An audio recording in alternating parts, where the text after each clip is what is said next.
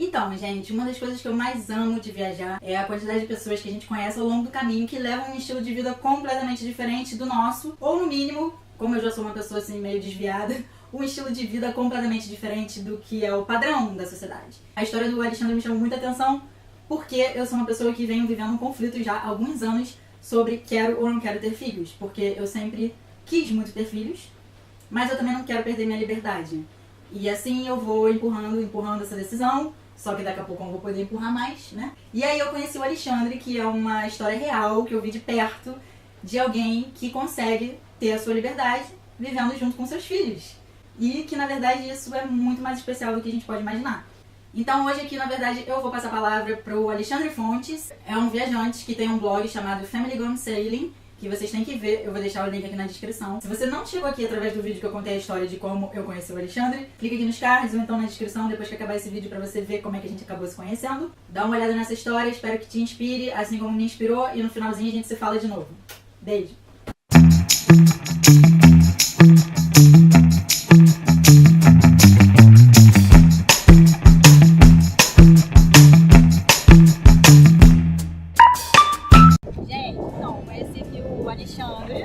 Brasileiro, a gente começou a conversar em inglês, tá? Tá aqui também nas Ilhas Cook e tá viajando com a família inteira. Então, dando a volta ao mundo, vocês vão dar a volta inteira, mas já estão navegando há 3 anos. Então, pedi pra ele contar aqui um pouquinho dessa vida. E aí, Alexandre? Então, é isso que a Renata falou, já são quase 3 anos. A gente começou dos Estados Unidos, barco a gente achou lá, né? Então, nós começamos de lá a viagem. O primeiro ano foi na costa dos Estados Unidos, a costa leste, oeste.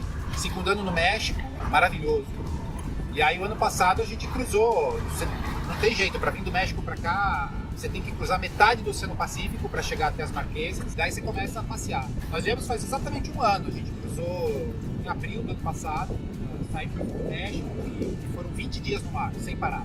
Sem ver terra. Sem ver terra. Nossa! E aí, foi tudo houve tranquilo? Lugares assim da viagem que o pedaço de terra mais perto da gente estava 2.000 milhas. Caramba! Foi uma viagem maravilhosa, assim. Mas e o mar, tranquilo? Vocês nunca pegaram um mar sinistro? A gente nunca sinistro? pegou mar sinistro. Aliás, nunca. Dos 3 anos que a gente tá fora, a gente nunca pegou mar sinistro, mesmo nessa passagem. O pior que a gente pegou, na passagem em particular, a gente pegou muito squall, que eles chamam aqui, que é tipo a chuva de verão no Brasil, né? Vem uma nuvem e cai aquela chuvarada, vento, mas é muito rápido e o mar não chega a ficar feio, não. Aí você não pegou porque, tipo assim, tá dando sorte ou porque você consegue desviar, sabe, aonde é mais sinistro? Foi uma combinação de... A gente deu sorte. No mar você sempre depende de sorte, né? Mas fomos muito caprichosos, assim, para escolher uma época boa para fazer a passagem, o que a gente chama de uma janela de clima boa para fazer a passagem. Eu tenho um aparelho no barco que me permite baixar informação sobre o clima do satélite. Então, eu tô sempre monitorando, tento evitar o máximo possível a exposição, né? Eu realmente, se pegar um clima muito feio no meio do mar... Eu ia ter medo. A família pode pedir para parar a viagem, né? Tem que ser muito cuidadoso com isso. Olha, eu vou te dizer, eu acho que o mar mais bravo que a gente já pegou, na verdade foi agora, do Tahiti para cá. Foram 4 dias de viagem, a nossa primeira viagem desse ano. Todo mundo enjoou a bordo. É mesmo? E a gente pegou ondas de 3 metros, 3 metros e meio. Que assim não é nada do outro mundo. Mas pra gente foi o maior que a gente já pegou. Sinistro. Mas muito bacana. O ano passado a gente passou quase o ano inteiro na Polinésia Francesa, as Ilhas Marquesas, depois os atóis, né, das Tuamotus e finalmente a ilha do Tahiti, Guarani, Morea e Bora Bora. Que é onde eu vou. E já tô pegando dicas. Já tá pegando dicas. E me conta uma coisa, por que vocês resolveram fazer isso? Olha, eu velejo desde que eu tinha, acho que 8, 9 anos de idade. Eu lia esses livros dos navegadores solitários, aí eu sempre tive na minha cabeça que eu queria fazer isso, né? Eu conheci a Adriana, minha esposa, ela não era velejadora, agora ela é, mas ela não era. Mas eu sabia desde o começo que ela também gostava do conceito. E a gente viveu com isso. O nosso plano, na verdade, era para fazer isso lá para frente, quando a gente já tivesse aposentado. Mas as condições foram se alinhando, a gente achou que estava numa hora boa para fazer isso, da nossa vida, da nossa carreira. E a gente chegou à conclusão que provavelmente valia mais a pena fazer isso agora, que as crianças ainda são portáteis, né? Antes que elas crescessem demais. Então a gente resolveu sair e assumir a educação das crianças. Nossos filhos têm 11 anos e 13 anos de idade agora. Então a gente educa eles no barco, faz o homeschooling, que é chamado. Nossa, eu acho que é uma experiência maravilhosa. Para eles, eu tenho certeza que alguma coisa boa vai servir para eles essa experiência. E a gente tem essa oportunidade de ver eles crescendo, a gente tá com eles todo dia. O tempo inteiro, tempo né? inteiro, o tempo inteiro. Isso é muito maneiro. Agora no fim do ano, a gente se separou por um tempo e eu tava fazendo as contas, no dia que a gente se separou no aeroporto, tava completando 535 dias que eu passei sem parar com os meus filhos. Nossa, isso é muito bom. É o que todo mundo gostaria de fazer, né? Então a gente brinca junto, a gente passa por dureza juntos, né? A gente enjoa juntos no barco, pega a chuva junto, pega sol junto. Então a gente tem uma história muito forte juntos, muito bacana, realmente. Muito maneiro. E o homeschooling, como você falou, eles fazem uma avaliação anual? O homeschooling como a gente morava nos Estados Unidos antes de sair, a gente está usando o sistema americano de homeschooling, que lá é comum isso. Tem gente que, inclusive, que mora nos Estados Unidos, mas prefere educar as crianças em casa. Então a gente usa o currículo. O currículo a gente já customizou, a gente tem um currículo nosso, mas o que a gente faz todo ano, a gente faz uma avaliação formal das crianças, um instrutor certificado, um esquema de homeschooling dos Estados Unidos, e esse cara diz se eles passam de ano ou não. E eles vêm passando. Inclusive, o ano passado a gente fez 2 anos em um. A gente conseguiu acelerar eles. Ah, que legal. A verdade é que a qualidade do ensino é muito maior, né? Porque são 2 adultos para 2 crianças, a gente conhece eles, a gente sabe quando eles estão derrapando em algum tema. Aí a gente consegue fazer esse tema de uma forma mais palatável para eles. Então, a verdade é que acaba sendo uma qualidade muito boa de ensino que eles recebem, né? Mas eles estão em séries diferentes? Ou vocês colocaram junto? Não, eles estão cada um numa série diferente. Maneiro. Dá trabalho, imagina. Mas é um trabalho bom, é um trabalho... Vocês aprendem também, né? Olha, a gente aprende, viu? Caramba, fazer gramática. Relembra. É uma experiência. Maneiro. E é inglês. A gente fala em português no barco. O barco é um barco brasileiro, né? A gente fala em português no barco. Mas a educação deles é feita o material todo em inglês. Só que a gente não quer que eles percam o inglês, né? Eles ganharam influência nos Estados Unidos e todos os amiguinhos que eles conhecem aqui na viagem, tudo fala inglês. O Felipe é um dos primeiros brasileiros que a gente conheceu até agora. Então eu sou uma das primeiras também, depois. Você também. Exatamente, a gente fala. Maneiro.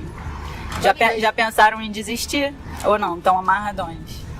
Não, acho que ninguém pensou em desistir. A gente tem esse acordo entre nós, que primeiro que desistir a gente para. Então se a gente tá aqui é porque ninguém desistiu ainda. A minha filha sofre pra caramba, ela é a que mais enjoa, depois eu. Mas eu tomo remédio, então eu consigo controlar o meu enjoo. Ela não toma, então ela passa mal pra caramba quando a gente se movimenta de um lugar pra outro. Que nem agora, esses 4 dias que a gente veio do Tahiti, ela enjoou pra caramba. Mas por outro lado, ela curte muito quando a gente tá nos lugares. Ela é muito física, então acho que isso compensa pra ela. Ela entende o custo-benefício, né? Dos enjoos de vez em quando, pra depois ter muito tempo de curtição nos lugares. Ela é mais velha? Ela é de 13? Ela é mais nova, é mais nova. Mas tá sendo muito bom, acho que pra nós 4. Acho que tá todo mundo contente. Não é uma vida... Eu sei que os nossos amigos, famílias, acho que todo mundo pensa que a gente passa todos os dias numa rede, tomando margueritas. Não é assim, é uma vida dura, né? Assim, tudo é difícil. Até encher o tanque do barco é quase um dia inteiro no projeto. Você tem que ir buscar, trazer tempo de jogo, banho, que é geralmente banheiro público, quando tem. Mas tem suas compensações também. Uma vida muito gostosa. Muito próxima da natureza, a gente só respira ar puro, conhece gente bacana, que nem você, que nem o Felipe. É uma vida muito legal. É muito legal. Eu sei que por enquanto tá todo mundo ainda animado. Maneiro. Esse ano a gente vai terminar aqui o Pacífico. Provavelmente vamos terminar na Nova Zelândia no final do ano, quando começa a temporada dos furacões. E aí eu não sei. O ano que vem a gente ainda não sabe. Aí vai ficar quietinho lá, esperando o furacão passar. A gente tem muita curiosidade de conhecer a Nova Zelândia, né? E a gente aprendeu nessa vida que não adianta querer fazer muito plano. Todos os planos que a gente fez até agora a gente mudou. Então a gente faz pouco plano agora. Não vale a pena o esforço de fazer o plano. Então, o melhor que eu sei até agora é isso, que a gente deve chegar talvez na Nova Zelândia no final desse ano. E aí o ano que vem a gente decide o que a gente vai fazer. Show, muito maneiro. Agora eu vou te perguntar o que todo mundo pergunta pra mim e que eu já te perguntei também. Como é que vocês conseguem ficar 3 anos no mar? Como é que você suporta a sua viagem? No nosso caso a gente tinha um pé de meia. A gente fez muita conta antes de tomar a decisão de vir. Muita conta. Fiz modelo em Excel, cenário, se acontece isso, se acontece aquilo, para garantir que o nosso pé de meia dava, né? Uma hora a gente vai ter que parar. Quando a gente parar, a gente vai ter que voltar a trabalhar, fazer dinheiro de novo, a gente sabe disso. Mas dava, o que a gente tinha era suficiente para bancar essa viagem. E a Adriana, minha esposa, uma consultora independente, então, em média, umas 3 ou 4 vezes por ano, pinta alguma coisa para ela fazer, né? A gente para o barco num lugar seguro, ela vai, ela faz o trabalho dela e volta, e a gente continua, né? Maneiro. Isso ajuda um pouco, mas eu acho que o principal foi o pé de meia mesmo. Acho que a gente provavelmente fez a escolha, a gente podia ter continuado, não está fazendo isso, né? A gente ia ter uma aposentadoria muito confortável. Eu acho que a opção que a gente fez é ter uma aposentadoria talvez um pouquinho ali mais apertada, mas ter essa experiência na bagagem. Tem que curtir enquanto é tempo, né? Quando eu resolvi fazer isso, eu falei isso para os meus amigos, tipo, tô adiantando 1 ano da minha aposentadoria, né? Por que eu vou esperar eu ficar coroa já, meio doente?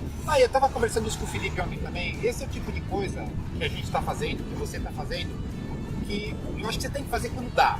Essa é a verdade. Eu penso assim, é importante você ter um master plan pra tua vida, né? Então, por exemplo, no meu caso, eu sabia que em algum momento da minha vida eu ia querer fazer isso. Eu sabia que a Adriana estava a bordo. Acho que é importante você ter esse master plan na tua cabeça, mas a oportunidade às vezes pinta antes de você... E aí você tem que ter coragem de ir, né? Tem que saber avaliar, entender que é uma oportunidade e pegar. Como você falou, às vezes você espera pra fazer mais lá pra frente, daí você não sabe lá o que vai acontecer. De repente, sei lá, pinta um negócio aí que você não pode mais largar, que você tem que ficar tomando conta. E aí o teu plano vai mudar. E o que você fazia antes? Eu trabalhava na indústria financeira. Comecei no Brasil, mas na verdade já fazia tempo que a gente estava fora do Brasil. No Brasil eu fui trabalhar na Ásia, morei 2 anos lá com a família, depois nós fomos para o México e finalmente nos Estados Unidos. A minha esposa faz esse trabalho de consultoria independente, desenvolvimento organizacional, talento. E ela conseguiu continuar trabalhando, né, junto aqui. No meu caso não dá. O barco, a verdade é que o barco me absorve 100% hoje. Manter o barco funcionando dá bastante trabalho. É um trabalho. Viajar dá muito trabalho. As pessoas também pensam que tá curtindo o tempo inteiro, mas tem que ter todo o planejamento, logística. Tem sim. Papelada, já não é? Sim. Eu estava começando a viajar papelada de Niue, que é a nossa próxima parada. E você tem que entrar no site, baixa papel e preenche papel pra caramba. Tem que entender como funciona a burocracia de cada país. É trabalho. Muito maneiro. Alexandre, dá uma mensagem final aí para quem vai assistir. Bem, galera, é isso. Olha, se vocês... O que eu posso dizer? Eu digo o seguinte, se vocês não têm um plano com um sonho, começa a pensar em ter um, porque eu acho que a vida com um sonho é muito mais interessante. E quem tem, fica atento, porque as oportunidades de realizar um sonho às vezes passam pela frente da gente rápido. E às vezes elas são discretas. A gente tem que estar atento para saber quando que tem uma oportunidade na frente e quando que é hora de agarrar. É isso aí. Atrás. Valeu, Renata. Legal te conhecer. Fantástico, né, gente? Agora, o que chamou mais atenção de vocês nessa história? Fala aí pra mim nos comentários, porque pra mim foi a parte que ele falou que ele passa muito tempo com os filhos dele. Passaram 532 dias, sei lá quanto foi, juntos o tempo inteiro, na tempestade, na bonança. Ele e a esposa estão, de fato, curtindo a infância dos filhos, assim, como todo mundo sonha, né? Só que a gente vive aquela vida padrão da sociedade, a gente tem que ir trabalhar e etc. A gente acaba não tendo tempo pra nossa família. E aí quando a gente vê pessoas saindo em aventuras dessas, a gente acha que a pessoa, meu Deus, louca, como vai fazer? E, na verdade, quebrando os padrões, ele alcançou uma coisa que muitos de nós gostaríamos de ter. Pra ele, o que é mais importante não é as coisas que ele deixou pra trás, e sim a quantidade e a qualidade do tempo que ele tem passado com a família dele. Por isso que eu tô compartilhando essa história com vocês. E espero que inspire vocês assim como inspirou a mim, porque eu adoro, gente, adoro essa galera que vive de uma forma alternativa, que vai numa aventura. Mas é isso, pra mim esses dias foram super especiais, muito inspiradores. Se você ainda não assistiu o vídeo de como conhecer Alexandre, clica aí em algum lugar desse painel aqui que vai ter o link. E muitos beijos, não esquece de dar aquele super like, comentar e compartilhar as coisas boas da vida. Beijo!